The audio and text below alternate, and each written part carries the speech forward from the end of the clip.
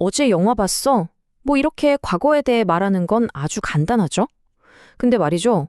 만약에 그 영화 말이야, 친구가 추천 안 해줬으면 못 봤을지도 몰라. 이렇게 말하고 싶을 땐 어떡하죠? 그냥 있었던 일을 말하는 걸 넘어서 내 생각이나 어떤 미묘한 감정까지 담고 싶을 때요? 그쵸? 아마 그런 일이 있었을지도 몰라 하고 조심스럽게 추측하거나 그때 진짜 그렇게 했어야 했는데 하고 후회할 때가 분명히 있잖아요. 이렇게 우리의 생각이나 감정을 풍부하게 표현하고 싶을 때 단순 과거 시제 만으로는 뭔가 좀 아쉽고 답답하게 느껴질 수 있습니다. 바로 이럴 때 짜잔 하고 등장하는 마법의 열쇠가 있습니다. 바로 조동사 더하기 have 그리고 과거 분사. 이 공식 하나만 딱 기억하시면요. 과거에 대한 여러분의 이야기가 훨씬 더 다채롭고 입체적으로 변할 수 있어요. 오늘 저랑 같이 이 열쇠로 어떤 새로운 문을 열 수 있는지 한번 확인해 보시죠. 자, 첫 번째 파트에서는 우리 모두 탐정이 되어 보는 겁니다. 이 조동사 플러스 have 플러스 과거 분사라는 아주 특별한 돋보기를 가지고 과거에 일어난 사건의 단서들을 파헤치면서 논리적으로 한번 추리를 해볼 거예요. 이게 정말 재미있는 부분인데요. 어떤 조동사를 쓰느냐에 따라서 내 추측의 확신 레벨이 달라져요. 그냥 그럴 수도 있겠다 싶은 가벼운 가능성부터 이건 거의 100%야 하는 강한 확신까지 자유자재로 조절할 수 있는 거죠.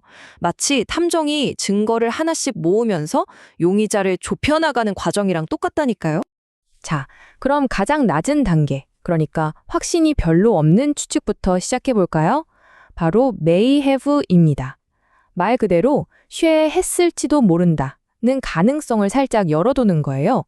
예를 들어 휴대폰을 잃어버렸을 때 누군가 찾았을 수도 있으니까 혹시 모르니 분실물 센터에 한번 가봐 라고 말하는 상황인 거죠. 확실한 건 아니지만 희망을 걸어보는 그런 느낌이요. 이 추측의 양쪽 끝을 나란히 놓고 보면 그 차이가 확 느껴집니다.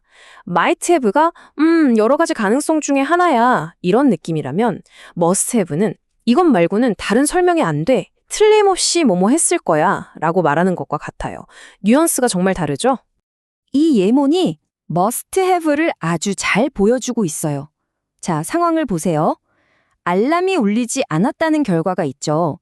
그렇다면 가장 논리적인 원인은 뭘까요? 맞아요. 알람 맞추는 걸 깜빡했다는 거죠. 그래서 must have forgotten, 즉 잊어버린 게 틀림없어 라고 강하게 확신하는 겁니다. 그럼 반대로 절대 뭐뭐 했을 리가 없어 라고 강하게 부정하고 싶을 땐 어떨까요? 이럴 땐 cannot have를 씁니다. 예를 들어서 시험이 역대급으로 어려웠다고 생각해 보세요. 그럼 수잔이 만점을 받았을 리가 없어 라고 말할 수 있겠죠. 만점은 불가능하다고 거의 확신하는 거예요. 네, 맞습니다. cannot have는 가능성이 그냥 0%, 불가능을 의미하는 가장 강력한 표현이라고 보시면 돼요. 도장을 꽝 찍는 거죠. 자, 탐정 놀이는 이쯤 하고 두 번째 파트로 넘어가 볼게요. 이번에는 더 흥미진진한데요. 조동사를 써서 마치 시간여행을 하듯 과거를 다르게 상상해 보는 거예요. 그때 그렇게 했어야 했는데, 또는 그건 정말 하지 말았어야 했는데, 하고 말이죠. 한번 상상해 보세요. 이 문법을 사용하면 물론 실제로 과거를 되돌릴 순 없지만 말로서는 얼마든지 다른 과거를 그려볼 수 있어요. 언어라는 타임머신을 타고 과거로 돌아가 아쉬움을 표현하는 거죠. 정말 멋진 기능 아닌가요? 후회를 말할 때 이게 정말 많이 헷갈리거든요. should have는 했으면 좋았을 텐데 하지 못해서 남는 아쉬움이에요. 반면에 shouldn't have는 괜히 해서 후회되는 일, 즉 하지 말았어야 할 일에 대해 말할 때 쓰는 거고요. 방향이 정반대죠. 근데요, 후회나 비판까지는 아니더라도 그냥 굳이 그럴 필요는 없었는데 라고 말하고 싶을 때도 있잖아요. 어떤 행동이 일어나긴 했는데 돌이켜보니 사실은 그게 필요 없었던 상황 말이에요. 바로 이때 등장하는 게 needn't have입니다. 논리는 아주 간단해요. 자, 스토리를 한번 볼까요? 어떤 행동이 일어났어요. 당신이 일찍 도착했다. 근데 그 행동이 불필요했어요. 왜냐하면 서점이 문을 닫았거든요. 그럼 무슨 생각이 들겠어요?